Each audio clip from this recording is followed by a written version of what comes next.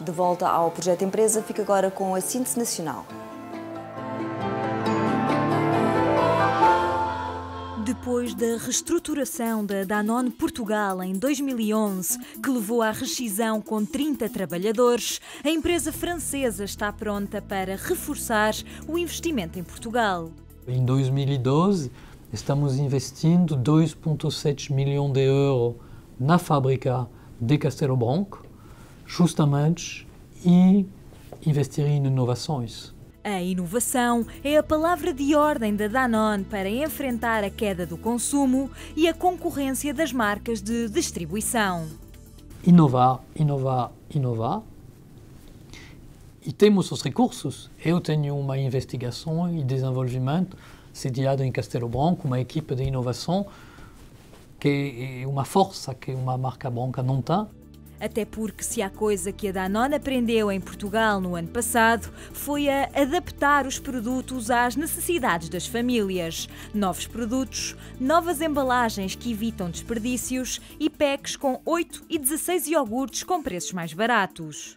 O Portugal é laboratório piloto para o grupo Danone de como ter modelo de negócio de sucesso num país onde estão as condições econômicas mais difíceis ou mais adversas. Sem revelar o volume de vendas em Portugal no ano passado, o diretor-geral admite que houve uma desaceleração no princípio do ano, mas no segundo semestre a empresa recuperou progressivamente as vendas. Mesmo com a continuação da crise económica, a Danone tem metas de crescimento para este ano. Obviamente que o ano de 2012 vai ser um ano difícil para as famílias, vai ser um ano difícil para as empresas, mas vai ser um ano de quem vai apostar, quem vai investir em inovação, quem vai investir em comunicação, quem vai acreditar no futuro e vai ter sucesso. O smoothie é um exemplo desta estratégia. Lançado no ano passado, este iogurte líquido com 4 vezes mais fruta foi desenvolvido na fábrica de Castelo Branco para as famílias portuguesas. Mas a partir do próximo mês vai começar a ser exportado para a Espanha e mais tarde para outros países europeus. O aumento das exportações a partir de Castelo Branco é, aliás, um objetivo da Danone Portugal. Atualmente, a Danone exporta 10% dos produtos fabricados em Castelo Branco. Nos próximos 3 anos, a intenção é duplicar o volume de exportações. A Corticeira Amorim lucrou 25,3 milhões de euros no ano passado, um crescimento de 23% em relação a 2010. Em comunicado à CMVM, a empresa referiu que 2011 foi o melhor ano de sempre. As vendas subiram 8,3% para quase 500 milhões de euros no ano passado. O EBITDA da Corticeira subiu quase 10%, atingindo mais de 72 milhões de euros. A Sumol Compal assinou um contrato de promessa de compra de uma fábrica nos arredores de Maputo, em Moçambique. Em comunicado, a empresa portuguesa de refrigerantes anunciou que vai investir 8 milhões de euros no primeiro ano de atividade.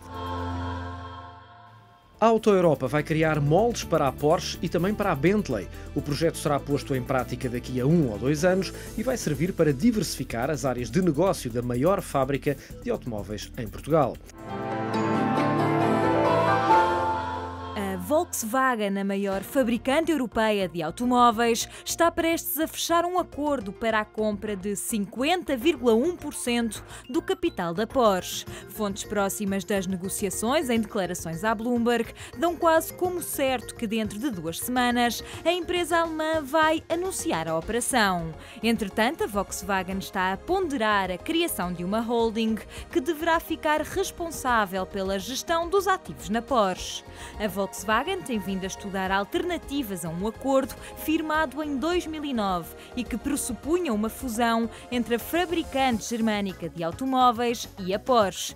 Mas impedimentos legais e fiscais que têm vindo a surgir ao longo deste intervalo de tempo comprometeram o plano inicial. A Volkswagen divulgou na última semana os resultados relativos ao exercício do ano de 2011. A empresa anunciou lucros recorde de 11,5 3,3 mil milhões de euros e um crescimento das receitas em 26% para os 159 mil milhões de euros. A suportar estiveram as vendas de SUVs para responder à elevada procura nos Estados Unidos e na China, os maiores mercados da marca alemã. A Telefónica registrou lucros de 5.403 milhões de euros em 2011 face a 2010. Já as receitas também aumentaram em 3,5% para mais de 62.800 milhões de euros. A Apple comprou a Chomps, uma pequena empresa tecnológica que desenvolveu software de pesquisa de aplicações para dispositivos móveis. A Apple confirma o negócio, mas prefere não revelar os números da compra. A Fiat pode vir a encerrar 2 das 5 fábricas que tem em Itália. A construtora automóvel avança que tudo vai depender das exportações para o mercado norte-americano. Seguimos agora com Alda Martins, que nos traz o consultório. As dificuldades económicas e o aumento dos impostos geram muitas vezes incumprimento fiscal para as empresas, com consequências bastante gravosas. É exatamente para essas consequências e para a forma de as minimizar que olhamos hoje no consultório empresarial. Diogo Bernardo Monteiro, obrigada mais uma vez pela sua presença aqui neste consultório. É notório que há mais empresas a entrar em incumprimento fiscal nesta altura? Bom, parece-me que isso existe uma relação direta entre estes últimos aumentos de impostos, as situações mais desfavoráveis e as dificuldades económicas das empresas geram necessariamente, por um lado, mais incumprimento fiscal e, por outro lado, agravamento das situações de dificuldade que já existiam. Isto aliado à rapidez e à agressividade da máquina da administração fiscal, é natural que as situações que são detectadas sejam em número muito superior àquilo que acontecia antigamente. Num caso de incumprimento, quais são as consequências para as quais estamos aqui a olhar hoje? Vamos imaginar o caso típico de uma empresa que não consegue cumprir com o pagamento de um determinado imposto. Temos, desde logo, um processo de execução fiscal que é movido contra a empresa para se tentar cobrar o imposto que ficou por pagar, acrescido de juros, naturalmente. Mas, para além disso, na medida em que a falta desse pagamento de imposto é uma infração fiscal, pode dar-se o caso de ser iniciado um processo contra a ordem nacional ou mesmo, nas situações mais graves, de existência de um processo crime, não é? Procurando aqui distinguir as duas situações, na execução fiscal, o que temos é o processo em que a administração fiscal vai, por exemplo, penhorar as contas das empresas, penhorar os créditos sobre os clientes para tentar ir obter essa receita. A contraordenação ou o crime é um juízo de censura que se faz para aplicar uma coima, para aplicar uma multa ou mesmo uma pena no caso do crime. Não é? Essas coimas podem chegar a que valores? Bom, essas coimas varia conforme a gravidade da própria infração fiscal, não é? Agora, o que sabemos é que nos últimos anos tivemos, nomeadamente agora com o último Orçamento de Estado, tivemos uma subida dessas penalidades que são aplicadas aos contribuintes. Antigamente havia uma relação um pouco branda face ao cumprimento das obrigações fiscais e quando as penalidades não eram muito elevadas, as empresas faziam uma ponderação entre, face às dificuldades económicas, se calhar não cumpriam logo aquela obrigação, porque não tinham capacidade financeira, mas com este agravamento das penalidades, nomeadamente este último, essa atitude branda já não pode ser tomada, não é? Mas estamos a falar então de valores que são muito elevados para as empresas, são avaliados consoante a dimensão da empresa, como é que funciona? Existem aqui vários critérios. Em regra, a lei determina para cada infração um montante máximo e mínimo da coima aplicável. Agora vamos falar só das contraordenações, não vamos falar dos crimes. A comparação é pelo tipo de infração e não pela dimensão. Também pelo tipo de infração. Para dar 2 exemplos, aquele exemplo que falámos há pouco da falta de pagamento de imposto, essa falta de entrega de imposto, por exemplo, tem como coima mínima para as empresas 30% do imposto em falta. Ora, 30% é de facto uma penalidade, se quisermos pensar isto em termos de encargo financeiro, não cumprir aquela obrigação e a partir desse momento ir pagar 30% do imposto é muito significativo. Mas, por exemplo, um atraso numa entrega de uma declaração em que não esteja envolvido imposto, tem uma coima mínima para as empresas de 300 euros. E aqui permite avaliar que as penalidades têm hoje em dia um impacto muito significativo junto das empresas. E no que se refere a formas de reduzir essas coimas, é possível? A empresa pode fazê-lo? Em que circunstâncias? Bom, a primeira questão que devemos analisar é se efetivamente existe infração. Porque nós sabemos que por vezes, ou porque até o um sistema esquecimento, informático... não é? Exatamente. Mas um esquecimento é uma infração, em princípio, mas pode dar-se o caso do sistema informático, o portal das finanças não estar a funcionar, por exemplo, e aí não pode ser imputável ao contribuinte. Nós assistimos muitas vezes em que quando o sistema informático não está a funcionar, existe depois um despacho do Secretário de Estado dos Assuntos Fiscais a prorrogar o prazo para cumprimento de uma determinada obrigação. Ou podem existir situações em que a própria lei prevê que não seja aplicada uma coima, porque não há prejuízo para a receita tributária, porque a falta revela um grau diminuto. Mas o mais importante, o mecanismo mais importante para tentar reduzir as coimas diz respeito mesmo ao direito à redução das coimas, que é um direito que assiste aos contribuintes quando eles conseguem regularizar a sua situação tributária, mesmo antes de ser instaurado o processo de controle nacional, ou seja, antes da administração fiscal lhes apontar o dedo e dizer vocês incumpriram esta obrigação fiscal. Para dar uma ideia da vantagem desta regularização e desta redução de coimas, vamos pegar nos dois exemplos anteriores. O exemplo da falta de pagamento do imposto. Se eu for regularizar a minha situação nos 30 dias após a prática da infração, o incumprimento, eu consigo reduzir aquela coima dos tais 30% para apenas 2,5% do imposto em falta. Se ultrapassar os 30 dias, e mesmo assim for antes da instauração do processo de controle nacional, consigo reduzir para 5% do imposto em falta, ou seja, pelo menos pouparei 25% do imposto. O mesmo se passa com a coima dos 300 euros, a coima mínima dos 300 euros da falta de entrega da declaração. Se eu regularizar dentro do prazo dos 30 dias, consigo reduzir para 37,5 euros. Se regularizar depois dos 30 dias, consigo reduzir para 75 euros. Ou seja, no mínimo, uma poupança de 225 euros. Ora, permite-nos aqui sensibilizar e transmitir esta informação, que entendo que é importante, de a regularização e a promoção, o cumprimento voluntário, mesmo em situações de incumprimento, beneficia sem dúvida alguma os contribuintes que fazem essa procura pelo cumprimento voluntário. Mas mesmo assim, mesmo em caso da redução, é preciso pedir sempre a autorização à administração fiscal para o fazer ou não?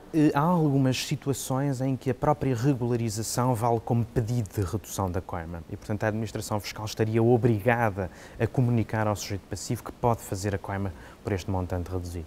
Mas nós sabemos que estas situações, por vezes, passam à administração fiscal e por isso eu aconselho sempre a apresentar-se um requerimento exatamente invocando esse direito e, sobretudo, controlar se as notificações que a administração fiscal nos envia para pagamento da coima se está efetivamente reduzida e se o montante está corretamente calculado. Diogo Bernardo Monteiro, encontramos-nos para a semana? Quer dizer, comigo não será para a semana, será com a Carla Alves Ribeiro, mas até daqui a 15 dias então. Até 15 dias. E na reta final deste projeto empresa fica a saber como se faz tinta.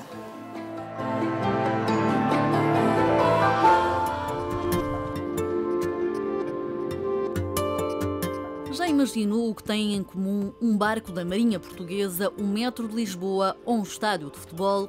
Aparentemente nada, mas a resposta é óbvia. Todos têm tinta e, neste caso, até é da mesma marca. Aqui na fábrica da Empal, em Palmela, costumam estar entre 50 a 60 fabricos em produção ao mesmo tempo. E nem todos são iguais. Por exemplo, a tinta de água tem um processo produtivo mais simples do que as restantes. Tudo começa nesta zona exterior, onde chegam os caminhões para descarregar as matérias-primas. As sólidas são arrumadas no armazém, consoante o nível de perigo, e as líquidas são despejadas nos depósitos.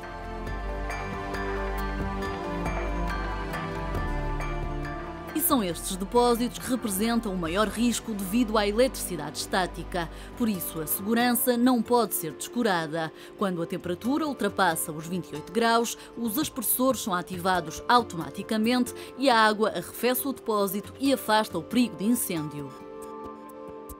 O controle de qualidade começa logo na primeira fase.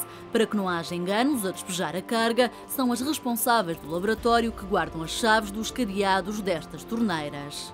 O processo de produção começa já no interior e a melhor forma de descrevê-lo é imaginar que está a fazer um bolo. A primeira fase, a pesagem, é como se medisse a quantidade de farinha, açúcar, ovos e todos os ingredientes necessários à confecção. No caso da tinta, a receita é a ordem de fabrico.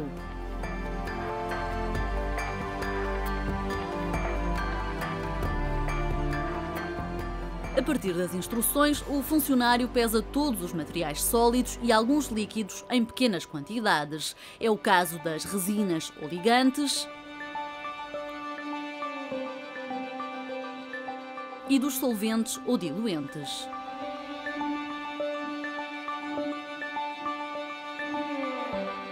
Os aditivos podem ser sólidos ou líquidos e os pigmentos definem a cor da tinta.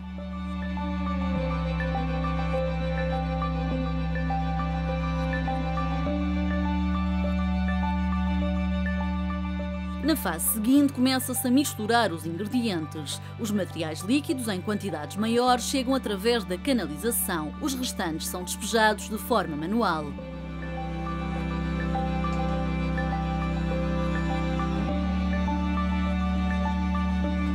Nas máquinas é preciso definir a quantidade, o tempo necessário e a velocidade das rotações.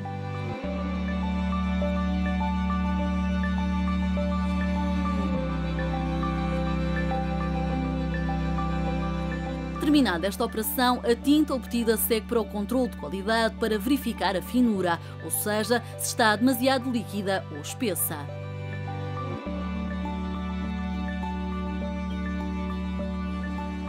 Depois de aprovada, passa para a dispersão ou moagem, onde são adicionadas e misturadas as restantes matérias-primas.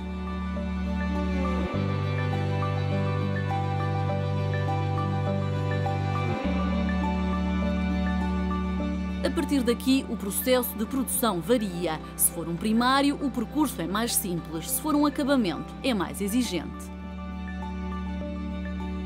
Tal como num bolo, por vezes a mistura fica com grumos que precisam de ser desfeitos e aí precisa de passar num equipamento específico.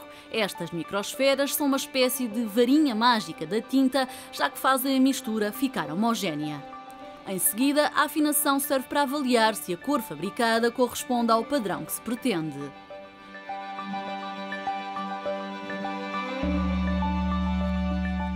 Retira-se uma amostra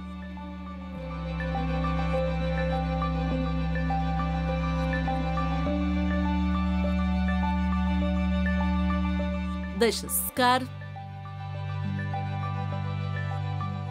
e confirma-se a tonalidade no computador de cor. Aqui é essencial que os funcionários tenham alguma paciência até atingir o resultado final e boa visão. Isto porque o computador aprova a cor dentro de um intervalo que pode não ser exatamente igual ao padrão. Depois da afinação, a tinta regressa ao controle de qualidade. No laboratório mede-se a temperatura, a viscosidade, o brilho, o peso específico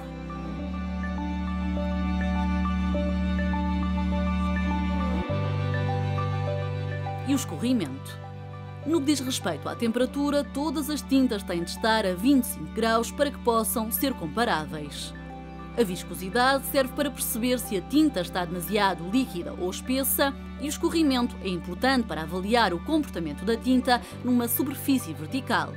Quanto ao peso específico, estabelece a relação entre o litro e o quilo. Desengane-se quem pensava que se tratam de medidas idênticas. Uma lata de 20 litros de tinta de água, por exemplo, chega a pesar 30 quilos.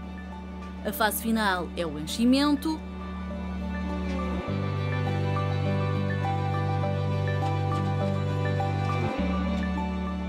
e a rotulagem com alguma ajuda manual.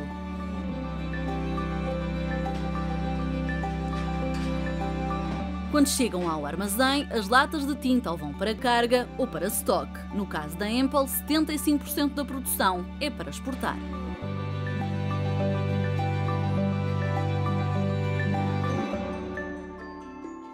É o ponto final nesta viagem ao mundo das empresas. Deixe os seus comentários e sugestões em projetoempresa@económico.pt. Voltamos para a semana.